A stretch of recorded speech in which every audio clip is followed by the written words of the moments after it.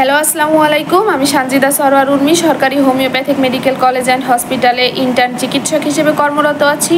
আজ আপনাদের সাথে আমি কথা বলবো পা ফোলাজনিত সমস্যা নিয়ে।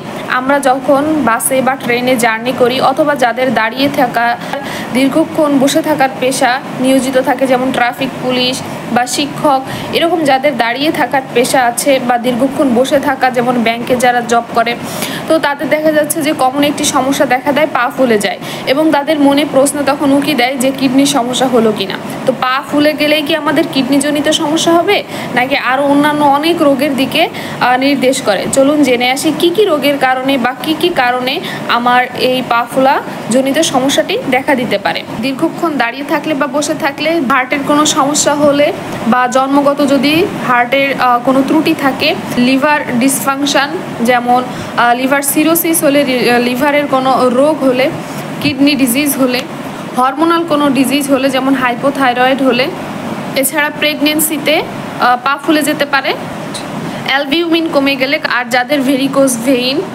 আছে তাদেরও কিন্তু পা ফোলাজনিত সমস্যাটি দেখা দিতে পারে। আর এছাড়াও বিভিন্ন মেডিসিন খাওয়ার কারণেও কিন্তু পা ফুলতে পারে, যেমন কিছু প্রেশারের ওষুধ আছে বা যারা কন্ট্রাসেপটিভ পিল খান তাদেরও কিন্তু পা ফোলাজনিত সমস্যা দেখা দিতে পারে। এবং অনেকের দেখবেন যে ব্যথার ওষুধ খেয়েও পা ফুলে গিয়েছে, অথবা স্টেরয়েড জাতীয় যদি কোনো মেডিসিন তারা খেয়ে থাকেন তাহলেও কিন্তু পা ফুলে যেতে পারে। এখন প্রশ্ন থেকে যায় যে ফ্লুইড হ্যান্ডেলিংয়ের কাজটা বা পানি ভারসাম্যতা রক্ষার কাজটা তো কিডনি করে থাকে, তাহলে এখানে হার্টের সমস্যা হওয়ার কারণটা কি? তো আমরা জানি যে হার্ট দুইটি প্রেশারে কাজ করে, একটা সিস্টোলিক প্রেশার আর একটা হচ্ছে ডায়াস্টোলিক প্রেশার বা ডায়াস্টোলিক পাম্প। তো প্রথম সিস্টোলিক পাম্পে জানি যে হার্টের থেকে ব্লাডটা সারা শরীরে চলে যায় এবং ডায়াস্টোলিক পাম্পে সারা শরীর থেকে ব্লাডটা আবার হার্টে ফিরে আসে।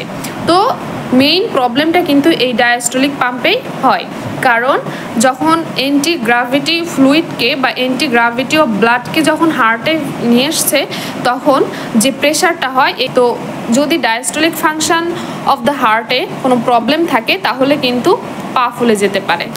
এখন প্রশ্ন থেকে যে লিভার ডিসফাংশনে কি সমস্যা হতে পারে? আমরা জানি যে লিভারে যে অ্যালবুমিন সিনথেসিসটা হয়, তো অ্যালবুমিনের পরিমাণটা যদি কমে যায় আর তাহলে আমাদের পায়ে পানি আসতে পারে। অর্থাৎ অ্যালবিউমিনের প্রধান কাজ কিন্তু পানি ভারসাম্যতা রক্ষা করা।